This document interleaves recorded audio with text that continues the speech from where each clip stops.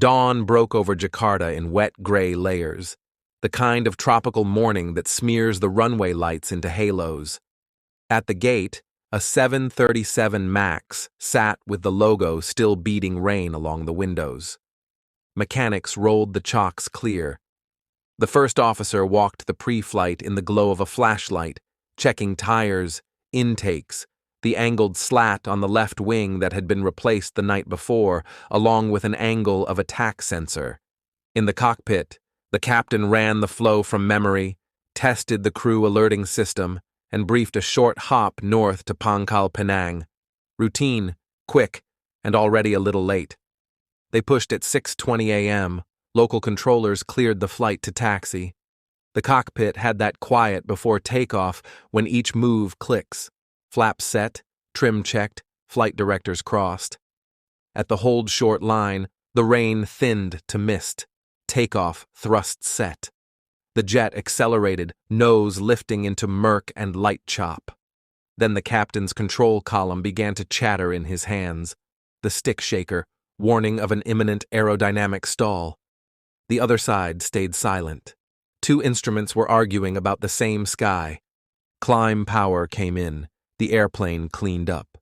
As the flaps moved toward retraction, the trim wheel at the captain's knee spun forward on its own, driving the stabilizer nose down in short bursts. He pulled back, added electric trim to counter, and called for the first officer to run the airspeed unreliable and altitude disagree checklists. The jet kept pitching down in pulses, each one arriving a few seconds after they found level. The captain told departure control they needed to level at a lower altitude. He asked for headings to stay near the airport. He said they might return. In the background of that cockpit was code. The MAX carried a new augmentation called MCAS, Maneuvering Characteristics Augmentation System, written to make the airplane handle like earlier 737s when the angle of attack rose steeply.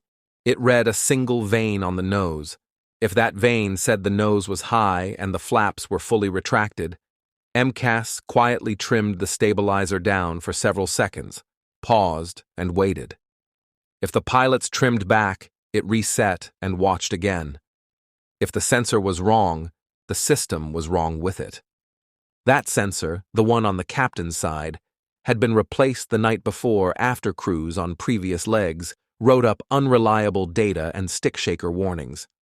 The replacement passed an installation test but was miscalibrated, off by a degree spread large enough to make the computer believe the jet was perpetually pitched too high. On the final leg the previous evening, an off-duty pilot in the jump seat had suggested cutting out the stabilizer trim switches to stop the nose-down pulses. The crew did, kept a bit of flap extended to keep MCAS from waking, and landed. Overnight maintenance swapped the sensor and signed the airplane off.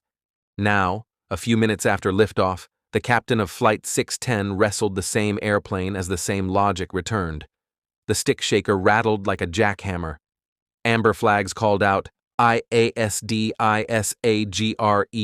and ALTDISAGREE.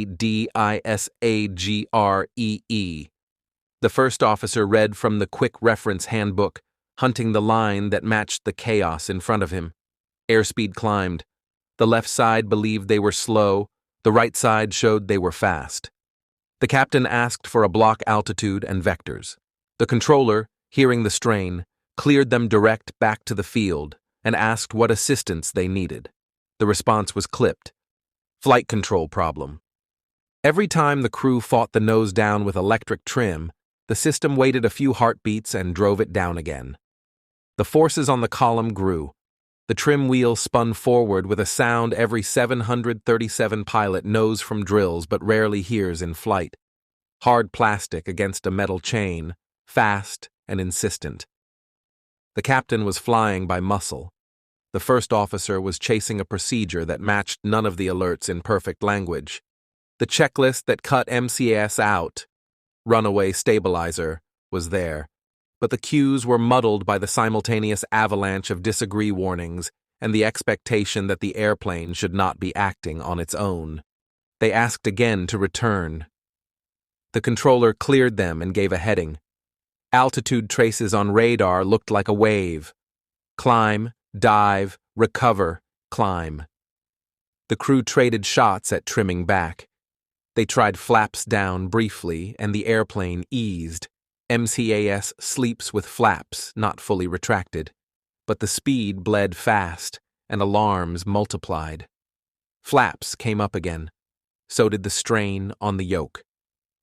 8 minutes in, the captain handed control to the first officer and called for the handbook himself. He was calm, then tight, then calm again. He toggled the electric trim to relieve the pull.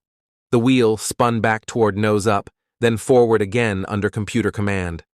The stabilizer kept walking to a deeper nose-down setting. Airspeed built toward the red. The sea lay hidden under a flat quilt of gray. The 737 Dove climbed and dove again. The captain asked the controller for their altitude, another sign of disbelief in the instruments ahead of him. The reply, they were low. He told the controller they were facing a flight control problem once more. There was a last effort to hold level, one more use of thumb switches on the yoke to bring the nose back, and one more automated push against them. The jet pitched down at a rate that no human could overcome with the stabilizer so far forward. At 6:33 a.m., 13 minutes after takeoff, the airplane hit the Java Sea at high speed. All 189 aboard died. The next hours were an unraveling of phones. Fishermen and tug crews reported a boil of water and floating debris. Oil spread in crescent swirls. Teams set grids on the chart and sent divers down into warm, opaque water that turned searchlights into weak circles. They found life vests, not inflated, torn cabin panels, and, days later, the flight data recorder, the orange brick that remembers what the airplane did even when no one else is left to tell it. Months after storms and setbacks, they found the cockpit voice recorder too. The data showed the pattern in black and numbers, a faulty angle of attack reading on the captain's side from the moment the jet lifted off, a stick shaker that never stopped. Trim commands the pilots made to save the attitude, and trim commands the airplane made to take it away again. 20-plus cycles of the system pushing the nose down, each time resetting when the pilots fought back. The stabilizer crept toward a position that made the control column forces immense. The crew never moved both guarded cutout switches to cutout and left them there long enough to end the fight, likely because nothing on the flight deck told them plainly that a hidden augmentation had taken over the trim. Investigators from Indonesia's KNKT mapped a chain broader than one cockpit. The replacement sensor installed the night before had been miscalibrated at overhaul and then accepted into service without a complete end-to-end test. Airline maintenance allowed the airplane to fly with repeated write-ups of unreliable air data and continuous stick shaker events. Dispatch sent the jet out with faults deferred. In the cockpit, the crew's workload and the flood of alerts delayed the recognition of a runaway trim scenario. Training materials for the MAX did not explain MCAS or how aggressively it could command nose-down trim based on one sensor without cross-checking the other. The design relied on a single point of truth that did not have to be true. The report reached further. Certification and oversight had signed off on that single sensor logic and on language that barely mentioned MCAS to line pilots. An alert that should have flagged disagreeing angle of attack readings had been tied to an optional display package. On many airplanes, it didn't light. After another MAX crashed in Ethiopia months later in a similar arc, faulty sensor, MCAS activations, a dive, the fleet was grounded worldwide. Boeing rewrote the software to take input from both sensors, limit the force and repetition of nose-down commands, and make the disagree alert standard. Training changed. Regulators rewired their own processes in public. For the families, none of it was an abstract sequence of fixes. They sat in offices hearing the mechanics of failure and thought instead of the call that didn't connect, the last text, an empty seat. Divers' logs included notes about watches stopped at the same minute and seat tracks wrenched from the floor. A memorial wall in Indonesia collects names and faces into a field of quiet, a record of a short flight that showed how a small misread angle can tilt an entire system. Stand on the shore where the search boat staged and the shipping traffic moves like slow beads on a string. The water looks flat again, blue-green under the sun, rinsed clean of oil and foam.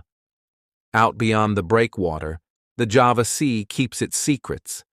In the data and in the wreckage, investigators found enough to tell a story with edges.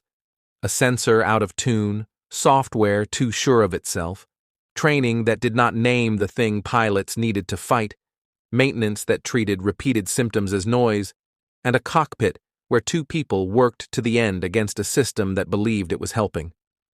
What remains is a set of lessons that read like warnings and responsibilities. Redundancy matters. Clarity in design and in pages, pilot study matters.